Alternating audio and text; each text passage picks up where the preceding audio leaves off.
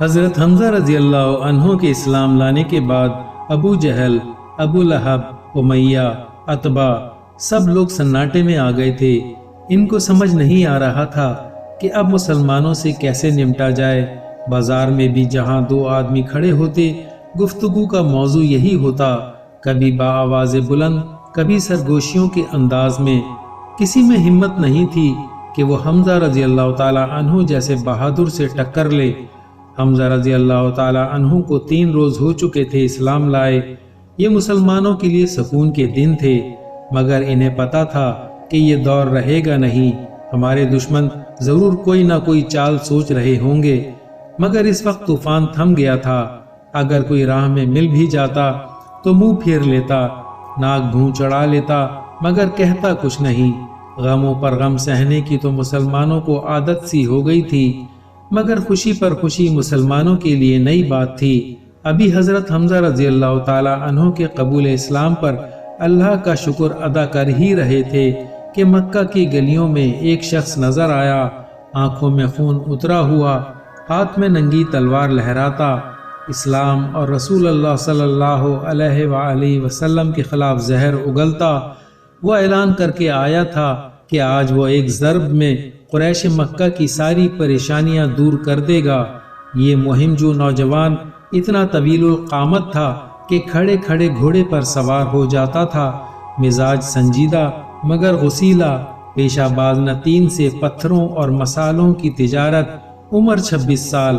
جس وقت یہ نوجوان مکے کی گلیوں سے گزر رہا تھا، رسول اللہ صلی اللہ علیہ وسلم دار ارقم میں تھے۔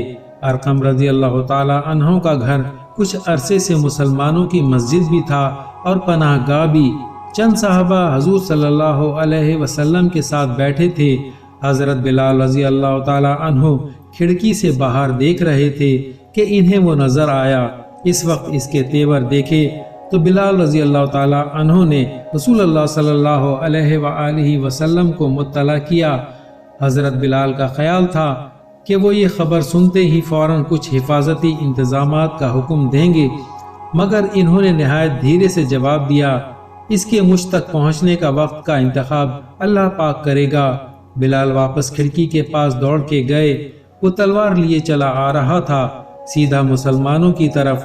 بلال نے پھر عرض کی، یا رسول اللہ صلی اللہ علیہ وآلہ وسلم، اللہ نے وقت کا انتخاب کر دیا ہے، وہ آ گیا ہے۔ یہ سن کر حمزہ رضی اللہ تعالی عنہ نے کہا، آنے دو، اگر نیک نیتی سے آیا ہے تو خیر، ورنہ اسی کی تلوار سے اس کا سر قلم کر دیا جائے گا۔ سب مسلمان چوکنے ہو کر بیٹھ گئے۔ حضرت بلال نے چولہے پر دیگچہ رکھا تھا جس میں پانی کھول رہا تھا۔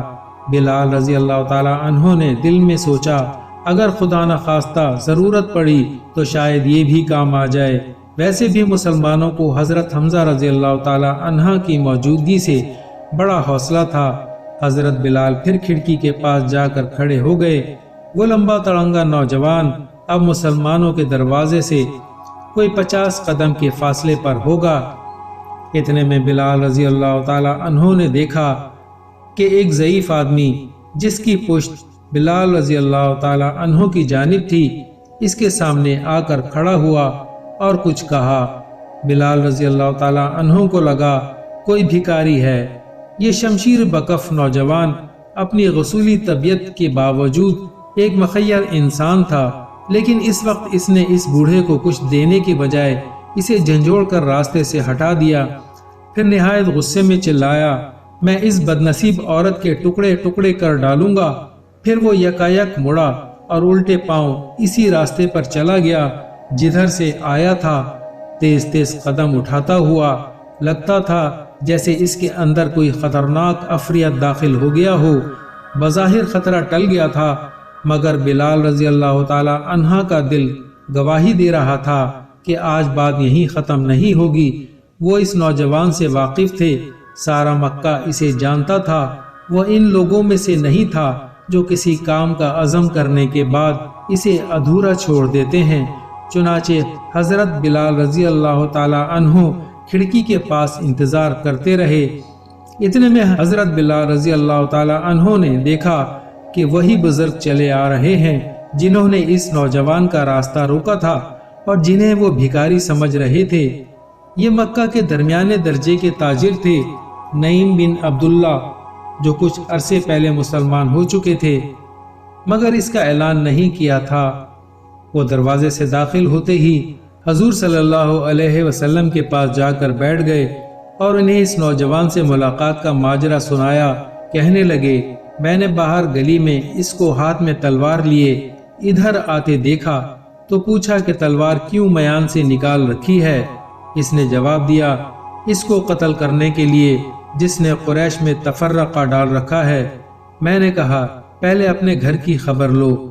اس پر وہ نہایت غضبناک ہو کر پوچھنے لگا، کون سے گھر کی؟ میں اپنے مسلمان ساتھیوں کا راز فاش نہیں کرنا چاہتا تھا مگر اس صورتحال میں مجھے کچھ نہ سوجھا۔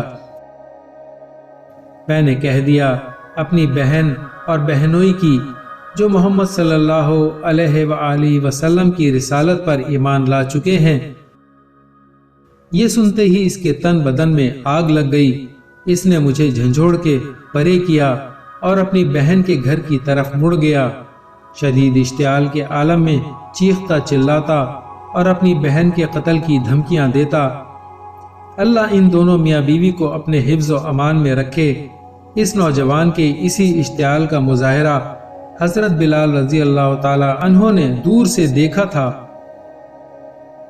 نعیم رضی اللہ تعالی عنہ کی رودات سن کر سب مسلمان اپنے ساتھیوں کی خیریت کی دعائیں مانگ رہے تھے کہ اتنے میں بلال رضی اللہ تعالی عنہ نے کھڑکی سے دیکھا کہ وہ نوجوان دوبارہ چلا آ رہا ہے۔ کھینچی ہوئی تلوار اب بھی اس کے ہاتھ میں تھی۔ حضرت بلال رضی اللہ تعالی عنہ نے بھاگ کر دروازہ بند کر دیا اور چٹخنی لگا دی۔ رسول اللہ صلی اللہ علیہ وسلم نے فوراً صورتحال کا اندازہ لگا لیا۔